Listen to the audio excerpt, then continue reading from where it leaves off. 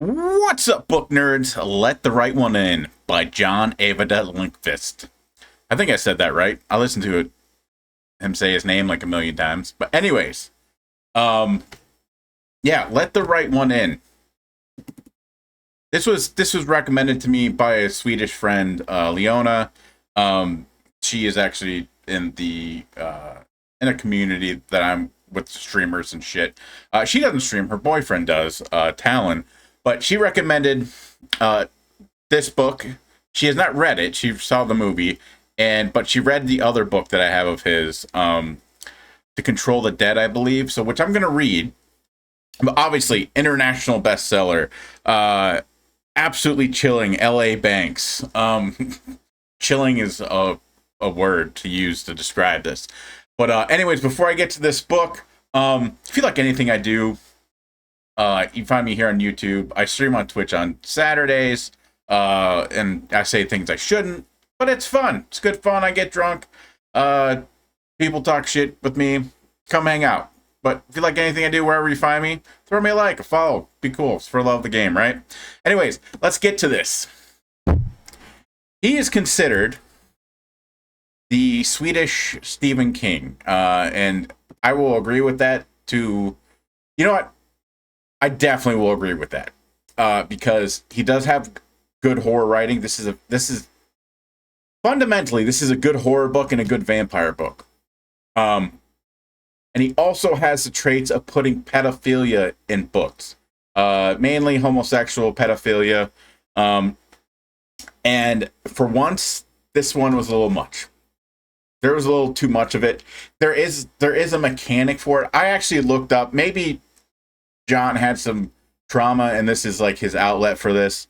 In that case, like I kind of will walk this back, but there's a trope in horror books that I see, especially older horror writers, especially Stephen King, where there's always a hint of pedophilia or a little bit in there. This one goes a little bit too far, in my opinion. I don't know if it's in the movie. I asked my friend Leona if there was a bunch of pedophilia shit in the movies. She said no from what she remembers. So obviously, I think they would kick that out for a movie. But yeah, and the mechanic in the book is Eloy, the vampire child, uses a pedophile as a familiar, and Eloy has probably used a pedophile for the 220 years that she's been alive. So whenever Eloy became a vampire. So, but like, I get the mechanic, but there are just scenes in the book that go a little too descriptive, and it's really not needed. I really don't think it is. It's a fucking gross thing. It makes you feel really uncomfortable, but I shouldn't want to feel uncomfortable from a horror book because of pedophilia. Outside of that, there's other cool shit. I mean, not cool shit, but this good horror things going on. The neighbor boy to Eloy, Oscar, befriends Eloy. He's a bit of a, I don't know, like, he's not even a sociopath, but the boys at school are sociopaths, always beating on him and shit. And tell you the truth, the monster in this book is not Eloy. It's not Eloy at all. The vampire child. It's the fucking grown-ups and humans in general. Which, that's great. That's cool. Like, that's great writing. Way to go, John.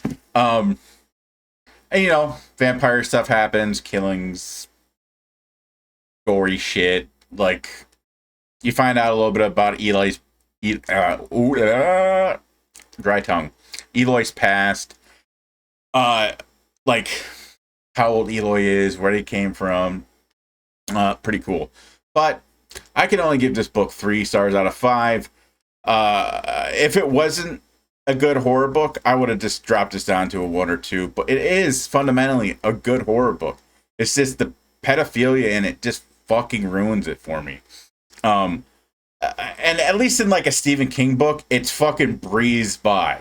Well, in this case, it would be like The Talisman, but that's also Peter Schwab. Um, you know, I can't remember the kid's name in it, but you know, he mentions how he's hitchhiking across the Talisman world and the United States, and like there's always some dude trying to fucking get a blowjob from him or some weird pedophilia shit. But it's glanced by. Like this goes into some detail, and you're like, oh man, this is.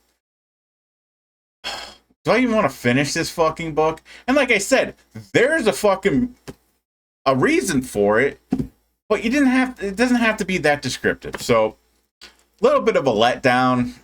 If you can stomach this, definitely read this book. If you can just push past the pedophilia shit, read it. But if you can't, don't pick this shit up. Just don't do it. I want to watch the movie because I just want to see the differences. I highly doubt the pedophilia shit's at that up front. But yeah, go read Nerds. Not necessarily this book, but just go read something. All right, love you. Bye.